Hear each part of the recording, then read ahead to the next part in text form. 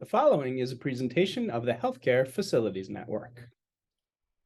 Hello, welcome to the Healthcare Facilities Network. I am your host, Peter Martin, president of Gosselin Martin Associates. Thank you, as always, for clicking on this video.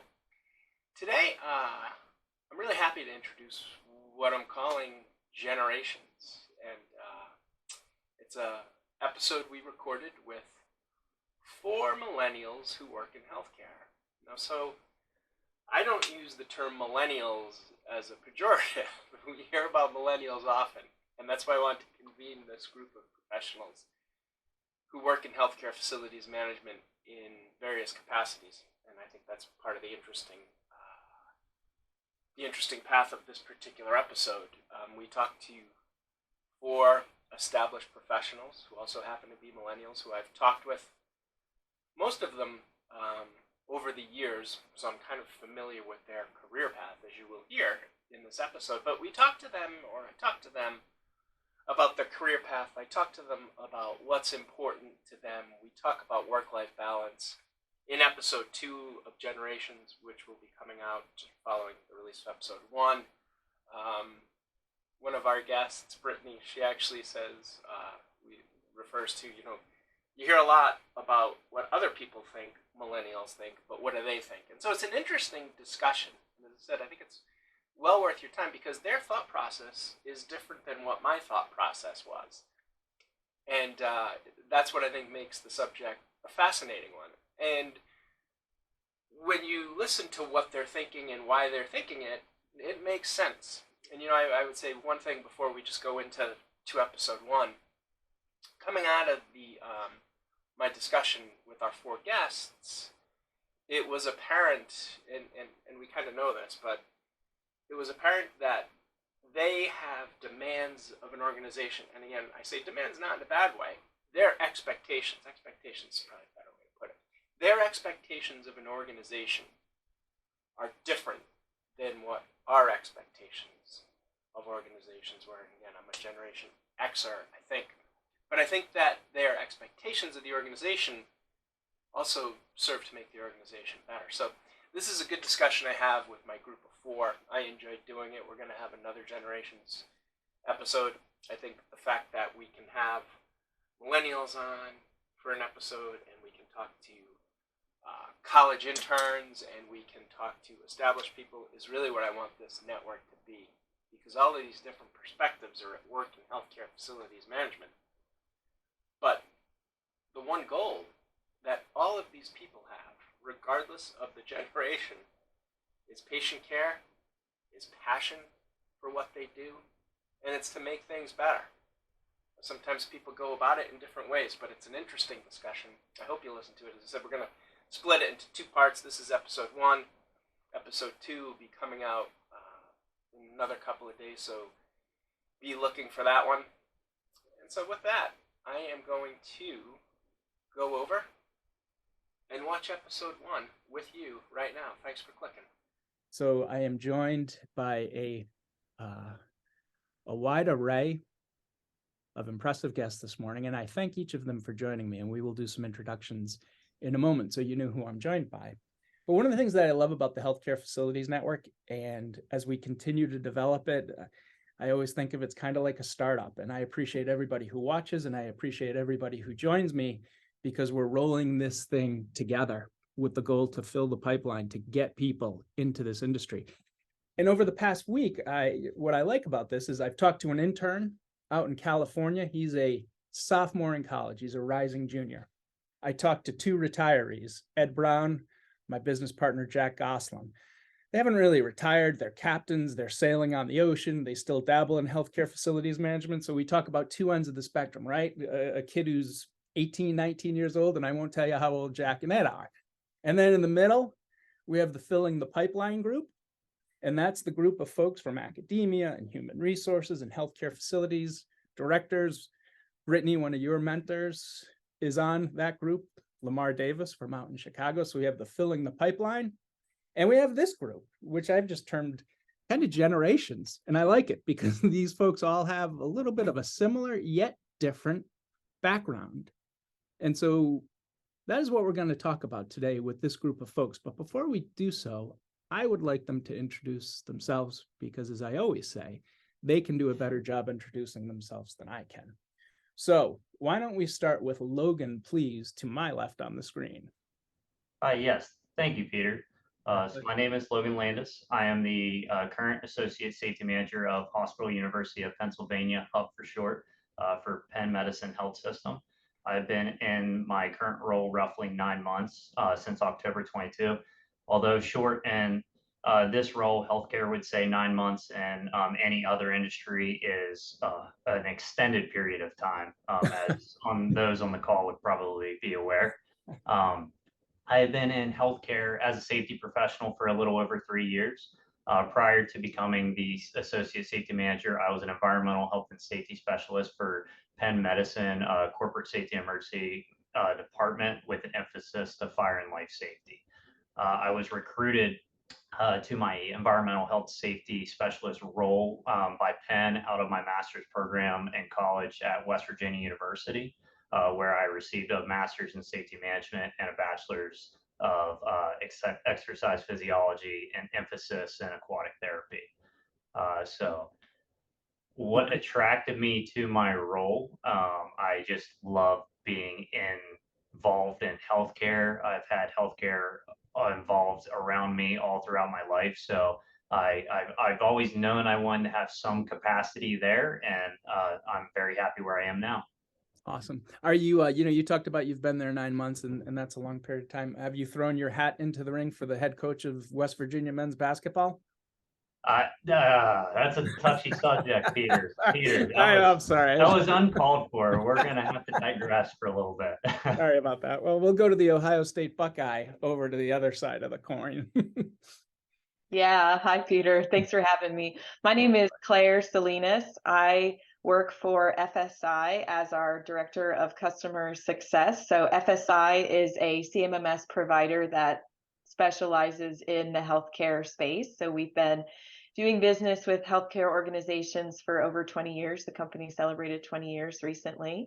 I joined this team back late of last year. So like Logan said, I've only been here a short time, which feels like a long time, but realistically pretty short. So the customer success program at FSI, ultimately, we are charged with ensuring all of our customers are getting the most out of their CMMS system. We partner for a lot of organizational change, ensuring, the CMMS program reflects that organizational change, tackling themes like workforce turnover, changes in regulatory documentation requirements. And we do a lot of best practice sharing across our customer base. So that's probably my favorite part about my role, is sharing with folks across the country lessons learned, best practices, successes with one another. Prior to joining FSI, I worked in HFM at several different healthcare systems. So I started way back when, actually, as a maintenance mechanic. So my career started as maintenance mechanic. I took a couple different roles, CMMS administrator, all the way to facility director before I came here to FSI last year.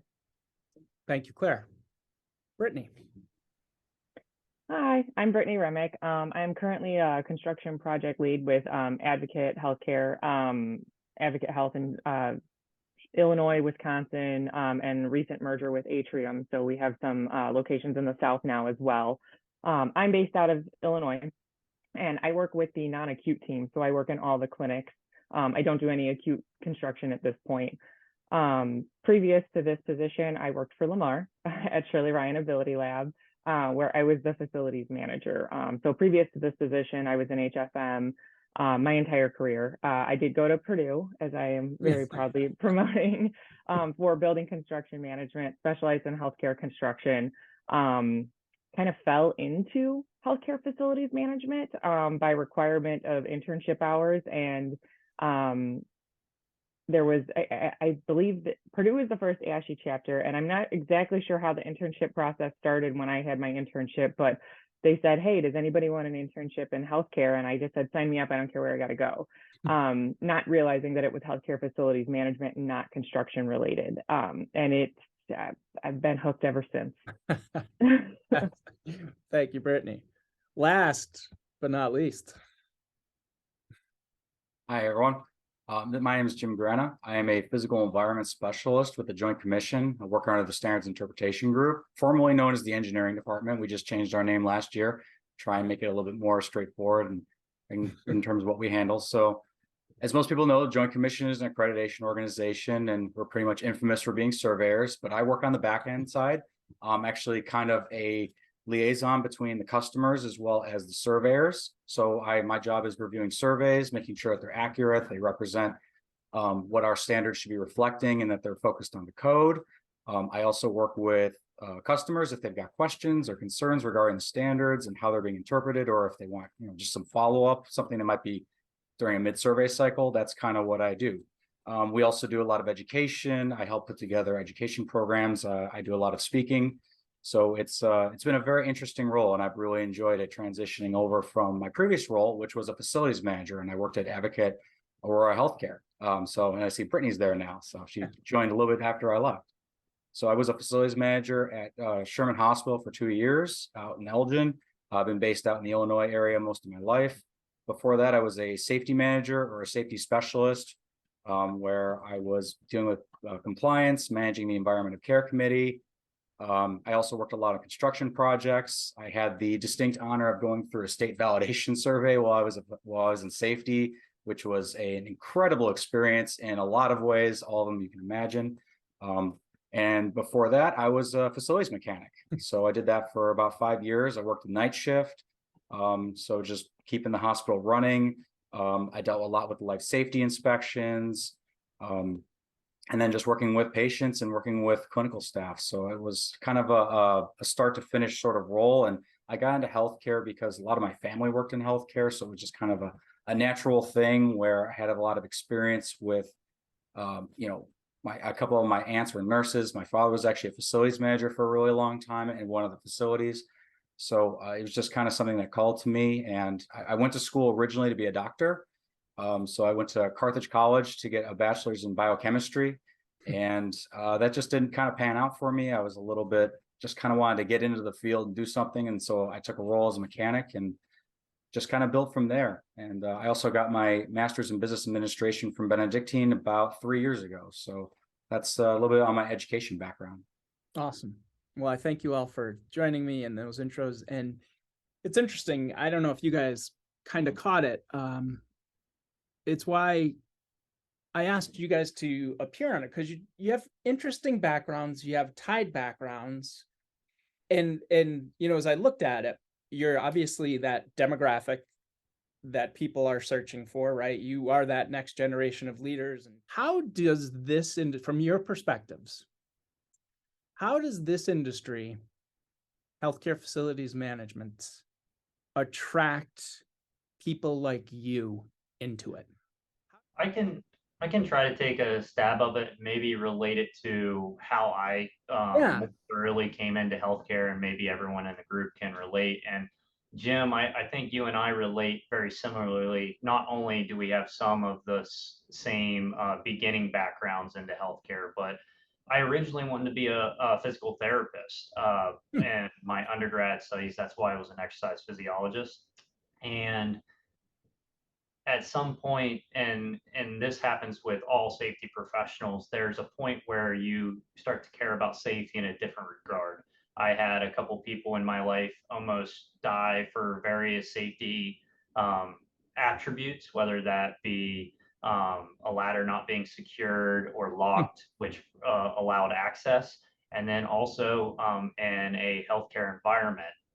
I won't name the hospital, but the nurses dropped a patient, and a family member of mine passed away due to injuries experienced during that. So at some point, I shifted from wanting to become a physical therapist and being all reactive to wanting to be proactive in the safety environment. And like you said, Jim, I have family that worked in healthcare, so I knew healthcare was where I wanted to be. I just needed to really understand how I wanted to redefine myself. And it just so happens that some alumni of West Virginia were healthcare facility managers and safety managers and now directors at certain health systems. And they really guided my way into coming into healthcare. So to answer your question, Peter, I think where healthcare needs to take a step, and they may be there in some certain universities and trades and organizations, it's having that mentorship, having those individuals that can pick out someone with the right attributes, wanting to always be moving, able to multitask, able to want to not be busy all the, or want to be busy, pardon me, all the time.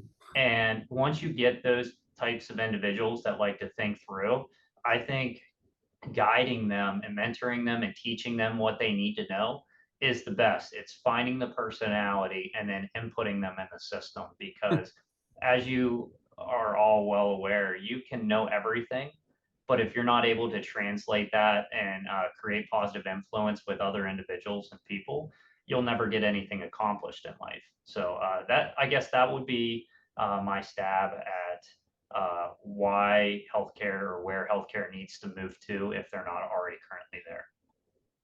Thank you. I would echo what Logan said about mentorship and just the impact of individual conversations with folks within your sphere and your network. I mean, I personally, I know exactly where I was every time, you know, a mentor in my life has said like, hey, you should look at this job, or have you considered this, or, you know, your skills here, we'd love to have you. You know, and sometimes with jobs like I would have never even thought, oh, I mean, the role I'm in now, I work for a software tech company, and I do not identify as a tech person, but just the impact of individual specific conversations with folks around us, and even just, you know, if it's within your current work environment, encouraging people in some of our ancillary teams, hey, have you ever considered, you know, the facilities team? Have you ever considered the clinical engineering team? You know, you could do that. And it's hard. How do you, you know, scale that to increase, you know, the pipeline within the industry when it's just the impact of individual conversations? But for me, I think that's, especially for us, like as individuals, just having conversations, encouraging other folks to consider the industry has a lot of impact. Yeah, I would, sorry, go ahead. No, and I was, Brittany, you go next, please. And that's that's what I kind of want to do with some of these videos, is because you guys are closer to it than I am. I talked to some college students, and Brittany, you were lucky you're at Purdue, so you go on the internship track, and you guys had connections to healthcare. But you talk to some students, they don't even know the field exists. And how do you get their professors to talk about the field? Because that, you know, if they don't have mentors, how do you get the professors to talk? So my hope, you know, through some of these videos is they go down to that college level, and you know, the college students hear from people like you that this is available to them, because that's a major issue. But Brittany, I'm sorry, you please go ahead. Yeah, I was going to echo what Claire says. I think it's one of the things I say, that it takes a special kind of crazy to work in HfM. And if you work in HfM, you understand what I mean by that. There's a certain level of what's the best way to say it, of organized chaos that you enjoy.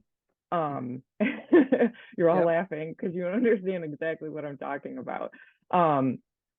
But that's where I know there's a young woman that I met early into my career, and she was at Purdue, and she somehow heard about healthcare facilities management.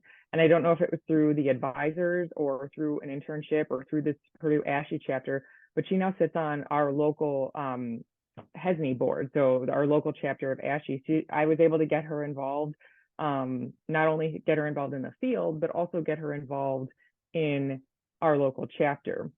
But to echo what Claire was saying, it's those individual conversations. During my very first internship, ASHE sponsored us to go to the annual conference.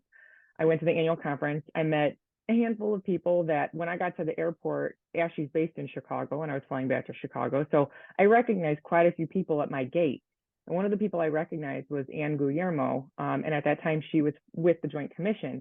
And I recognized her, and I knew the Joint Commission was a big deal. So I said, hey, Ann, I was like, I don't really know anybody. We were on a Southwest flight, so we didn't have assigned seats. And I said, do you mind if I sit with you? And she was like, yeah, that's fine, but you got to sit between me and this big guy. And she looked at Lamar. That's So funny. I sat on a flight between Lamar and Ann when I was 20 years old, so 13 years ago, to Wow. age myself a little bit. And to this day, there's still two people that I can call for anything and everything. Even in my time of working with Lamar and leaving working for him, even when I was leaving working for him, he knew I was searching for a job. He supported me in whatever I felt was best for me in my career development. And just finding those people. Mentorship is a key thing, I think, when trying to navigate yourself early in this industry. Not only with the mentorship, they also help you with the networking. And as we all know, via this call, networking is very important. You hit the jackpot when you asked to speak, or when you asked to sit next to Ann. I mean, you had on either side, you had two spectrums. The only time I've enjoyed the middle seat. Yes, absolutely. Nobody likes the middle. So. Do you, you know, Jim and Claire, to you, and Claire, it's more so you because now you're on the, you know, the customer service side of it. But was it a difficult decision, Jim, I'll start with you. Was it a difficult decision for you to leave the facility track that you were on to go to the Joint Commission? What was it that perhaps attracted you? Because again, you and I were talking very early on, and you were making, you know, you were a maintenance tech and you were working third shift and you're making your way up and you get to that management level. I remember when I heard that you had left, I was like, oh, wow, that's kind of, you know, I didn't expect that. But was that a difficult decision for you? Or what were your thought? What was your thought process, if you don't mind? Yeah, that's a complicated question. Yeah. There was a lot of variables at play. And so I guess the simple answer is yes, it was a very difficult decision. You know, between personal life decisions, there was a lot of things going on. We were in the middle of the pandemic at the time. And, you know, I was probably experiencing just a little bit of burnout between everything that was going on at the time. And you know, I'm not exactly proud to say that, but I think it's something that we're all kind of grappling with in our professional environment right now.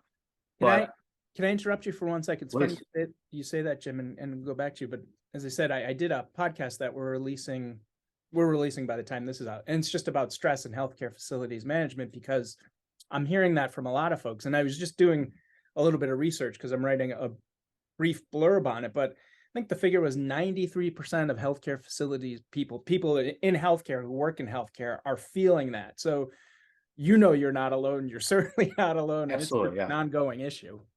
Yeah.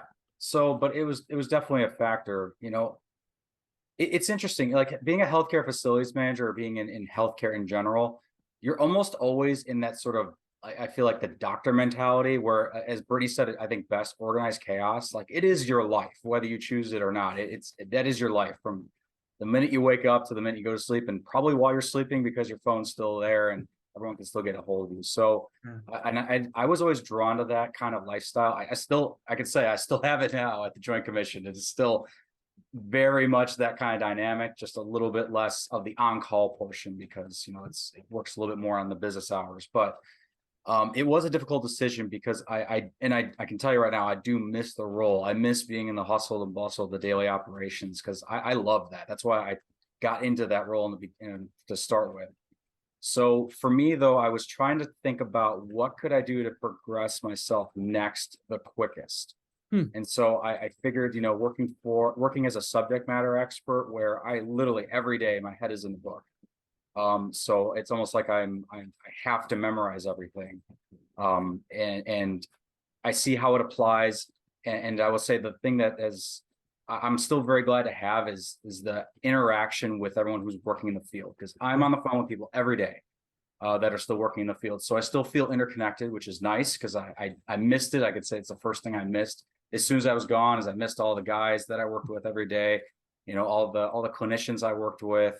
So it was definitely difficult from that regard, but still being interconnected, still feeling that sense of being able to fix things. That's like why I got into what I do, is I like to fix things. You know, whether it's actually turning a wrench, or if it's coming up with a project plan, or if it's just helping someone with an individual problem they have. It's something that gives me personal satisfaction. So doing that right now, working with the customers, trying to help them figure out their situations, if they're, you know, in the middle of whether it's just a question regarding a project that they're working on, or if it's a problem with the survey they had.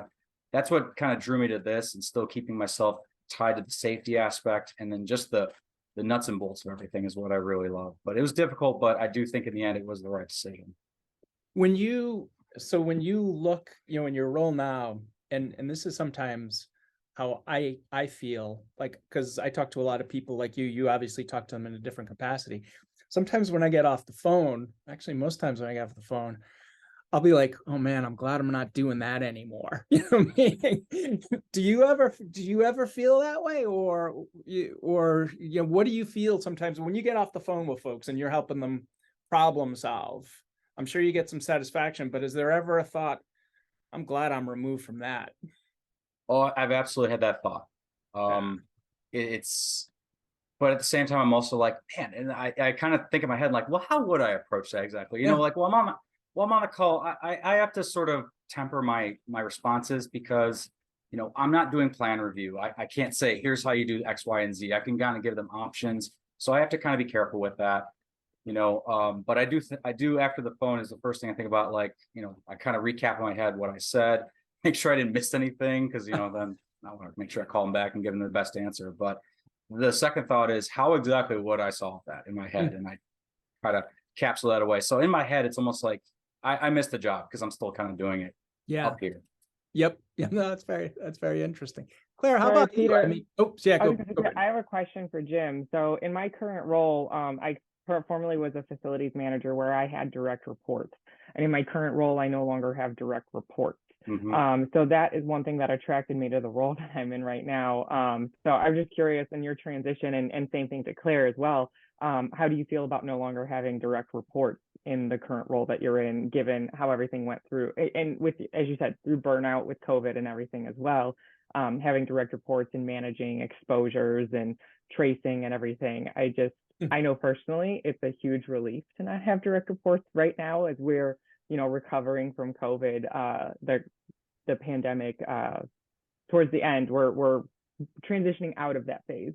But just curious on you and Claire and your thoughts on no longer having direct reports right now, and just how that impacted your transition to the position you're in now. It was a big attraction, because I no longer have any direct reports. And it was probably the biggest one, because I think everybody here has been a manager or is currently a manager right now. That's most of your day right there, being a manager. And I managed about 30 people when I was in facilities management, which isn't really that lot. I know a lot of facilities managers that manage a lot more.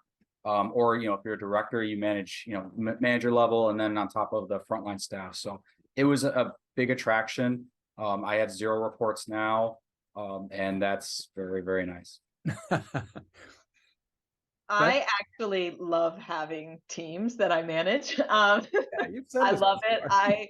I would probably not consider a position where I didn't have any teams that I was overseeing. I'd have to think hard about that one. That being said, in my previous role before where I am now, I had facilities, I had EVS, security, food and nutrition. So I probably had 80 to 90 people who rolled up to me in one way or another. And now I have 8. So it is a very different experience to just have 8.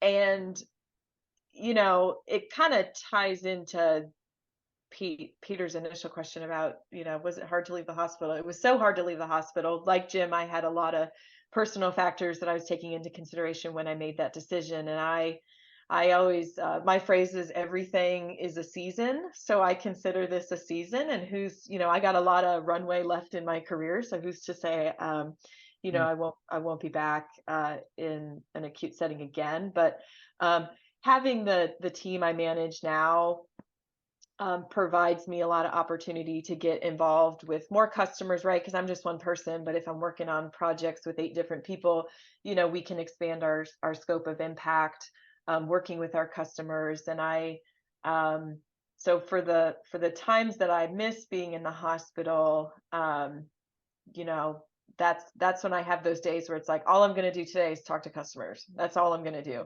I'm just going to meet with customers. I'm going to look at their problems with them. Whenever I'm invited to do an on-site visit, I always say yes. Always say yes. So it's definitely been quite a change for sure. Yeah, and I'm just to you, Claire, kind of like Jim. I mean, we would talk, and you were progressing how you wanted to progress. And when we talked in November, and you said, or October, and you said, "Hey, I'm leaving," I was like, "Wow!"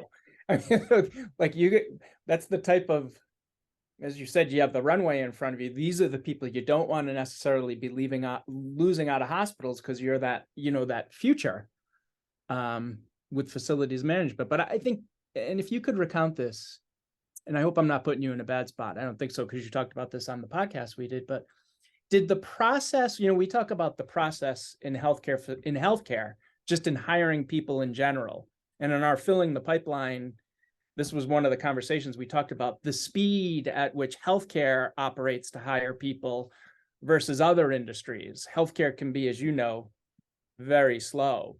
Was your process to get to FSI, the hiring process, was there a difference between that and what you experienced in the hospital? Mm-hmm. It was it wasn't just speed, it was also very personal. It was very, very personal. In this instance, I did have a relationship with my direct manager prior to joining the company. So, having that, of course, helped because, we could hop on the phone and talk about the position and what he was looking for, what the team needed. But even just from there, like, I had an opportunity to meet with our CEO for half an hour before, an offer was made, offer accepted. And it was, if you remember, Peter, I was getting married right around that same time. And so initially I was like, oh, now is not a great time for me to change jobs. I'm getting married. I want some time off for my honeymoon. And they accommodated that without hesitation. And I don't know if, more, not that big is bad, but, typically larger places of employment are a bit more structured. And so it's harder to accommodate even when folks want to. So it was a very personal experience for me. I was able to say, this is what's important to me. These are the things that I hope to be able to do, and have a conversation, both what can I contribute, but also what am I looking for? And that was a really same thing, I'm talking about, like, I don't think I'd consider a position without reports. Like, for me, I don't think I would have ever left the employer I was at if I didn't have such a fantastic hiring experience. Yeah, it does make a difference. It really does. Mm-hmm. Thank you for watching this episode of the Healthcare Facilities Network. Please give this episode a like, as it really does make a difference in helping to promote the discipline of healthcare facilities management.